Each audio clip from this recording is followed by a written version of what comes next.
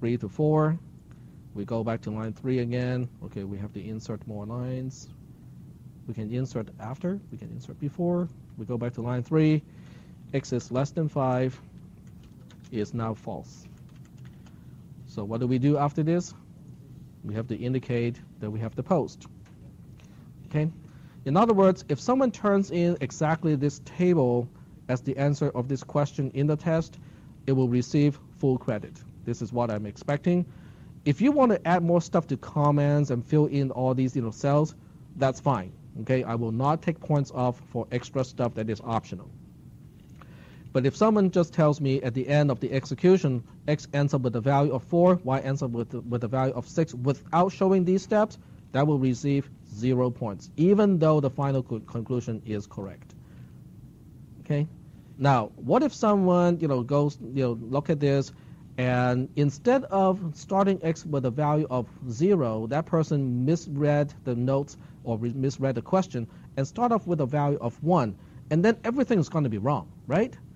So do you think that person will receive 0 points because there's a mistake early on and everything else it was still consistent with the mistake that that person made? What do you think that person should be receiving? 0 points or? It will be partial credit, but for the most part, the majority of the points will still be there as long as it is consistent. Okay, as long as the trace says, this is starting with 1, it then moves on to 2, and then moves on to 3, and the loop still exits properly according to the logic, that person will still receive close to all the points because I'm looking to see if that person can apply the concepts. Making one careless mistake should not take that many points off. But it won't be complete points because compared to someone who did a perfect trace, the person who made one little mistake should have a little bit of points deducted. So are we okay with this, grading concept? Okay. Now you guys sometimes have to kind of, put yourself in my shoes. Is it easier for me to give you, to grade it based on all or none, or is it easier for me to grade based on partial credit? All or none is so much easier to grade. I look at the solution. This is exactly what I have, full credit. This one does not look exactly the one that I have, 0 points, right? All or none is easy because it's easy to tell whether it's the same or not. Now, partial credit does not, is not just matching it exactly. Partial credit means, okay, this does not look exactly the same as my solution, but where is it starting to become different? Okay, and then I have to look for evidence that that person still understands, okay, does that person still understand when, we should exit a loop? Okay, that's okay. Does that person understand at the end of the body of a loop you have to go back to the beginning? Yes, that person still understands that. So then I have to actually look at all the little concepts that I'm looking for and add up the points. So partial credit takes considerably more time to grade compared to all or none. Okay, I just want to make sure that you guys understand it. If I cannot finish grading it in the following class, just kind of be patient because it does take a lot of time to grade it like this. Okay? All right. So that's the first question. Okay, let's put a vertical bar here and we'll move on to the second question. The second question is going to be something that you guys will not enjoy too much. You already know what it is? The pre and post conditions, exactly. So the second one is, I think it's going to be on this, in this clip. Okay.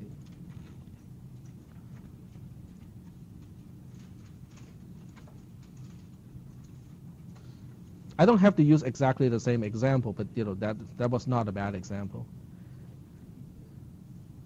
Oh, come on, YouTube. There we go.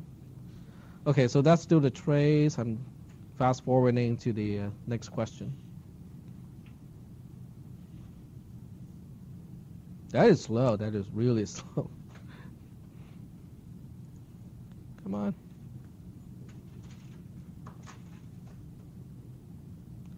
Okay, I will just go ahead and.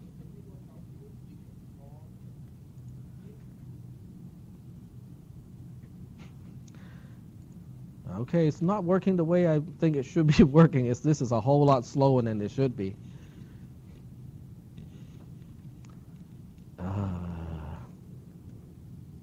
Never mind. I'll just use a different example. I mean, I can come up with a new question faster than YouTube can stream it in this case.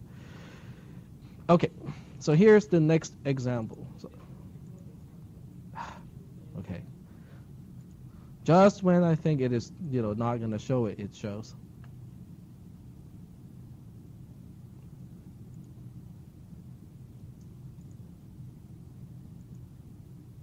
Okay, there we go. Freeze, freeze, freeze. There we go. Okay. Okay, so I'm going to just use this as a scratch pad, because we need to keep an eye on the algorithm and then look at the derivation at the same time. So the algorithm looks like this. X gets 5. The second line is y gets x plus 1. The third line is x gets 3. And the fourth line is y gets y plus x. Okay? And for this one, we want to derive the pre and post conditions.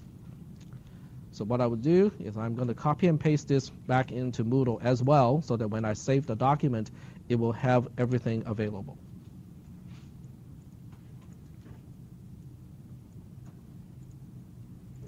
Okay. So are we okay so far? It'll be kind of interesting to watch this particular screen capture, because the screen capture itself is playing a screen capture of a previous class at the same time.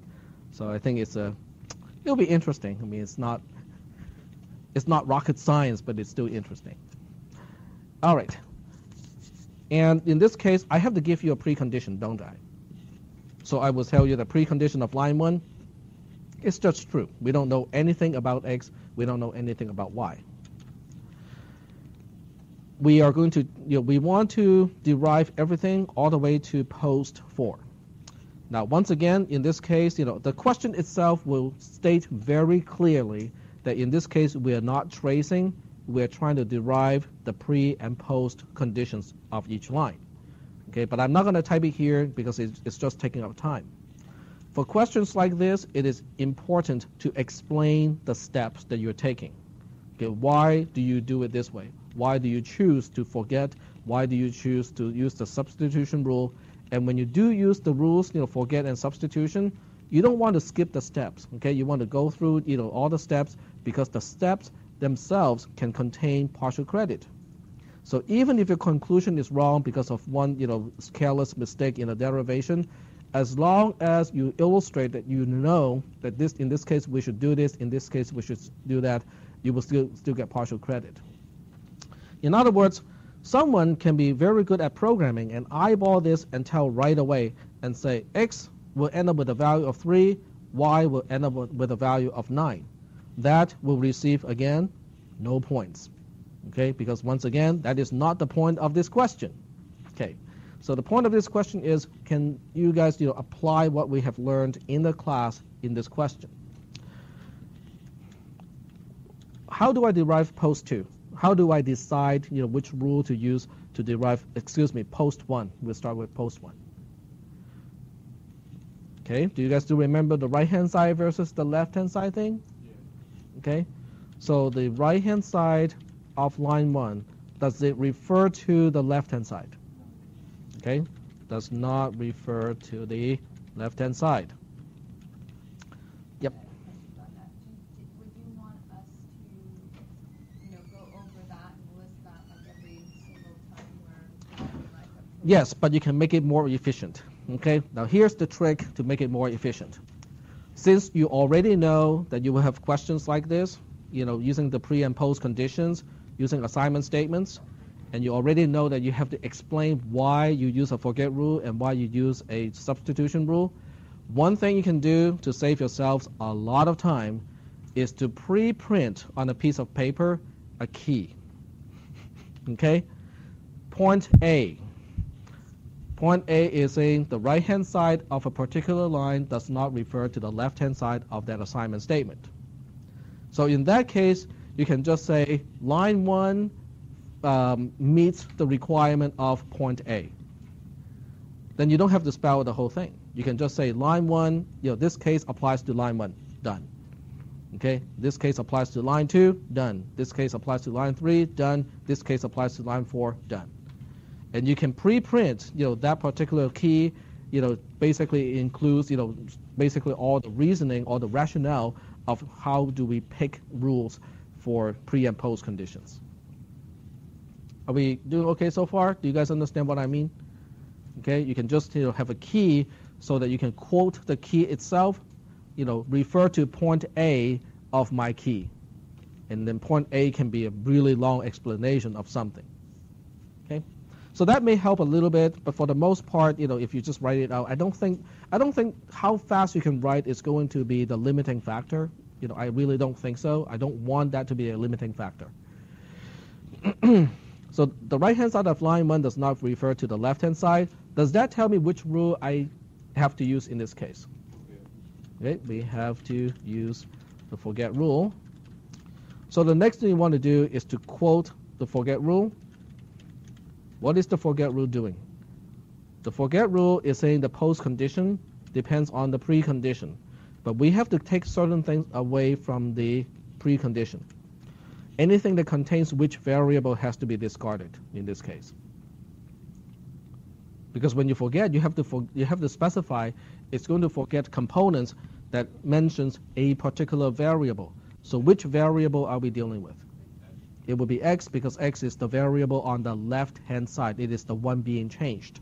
So you say x is going here, but at the same time, after line 1, I know for sure that x will equal to 5. This line by itself is worth some points already. The explanation that the right-hand side of line 1 does not refer to the left-hand side is worth something already. Okay? So before you even have any conclusion of what post 1 really is, there are already points associated with it. So partial credit is good, because partial credit means that you don't have to finish the entire question. You don't have to give me an entire answer to even start to get partial credit. So this is good. Now, the next step I would do is to just expand what is pre-1. Pre-1 is true, so it's represented by a single letter T. We're forgetting all the components that mentions x. And we're adding the fact that x does equal to 5 at this point. Does the expression true mention anything about x? If I want to forget everything that mentions x, and the precondition of line 1 is true, do I have anything to forget? Nothing, because the constant true does not mention anything about x. So as a result, there's nothing to forget, which also means after the forget operation, I get pre-1 back, the entire thing back, just like that. If someone gives me an answer to this point just like this will receive all the possible points of the first line. I do not need you guys to do the simplification. If you do it, it's good. If you don't do it, I won't take any points off. Yep. Why couldn't we just say that post 1 was 3 and Because we want to know why that is the case. Okay? If I have other things before this, okay, if I say that z equals, z is different from y and x is less than, x is different from 20 and so on and so forth, then it won't be as easy. Do you see what I'm saying? This one is easy only because I did not give you any assumptions before line 1. But if I did give you something, in other words, if pre-1 is not just true, but it is a long expression telling you something about variables that is not even mentioned here, then you cannot just say the post condition is x equals to 5, because you have to preserve as much as what you knew, so that the post condition is specific. Okay, so that's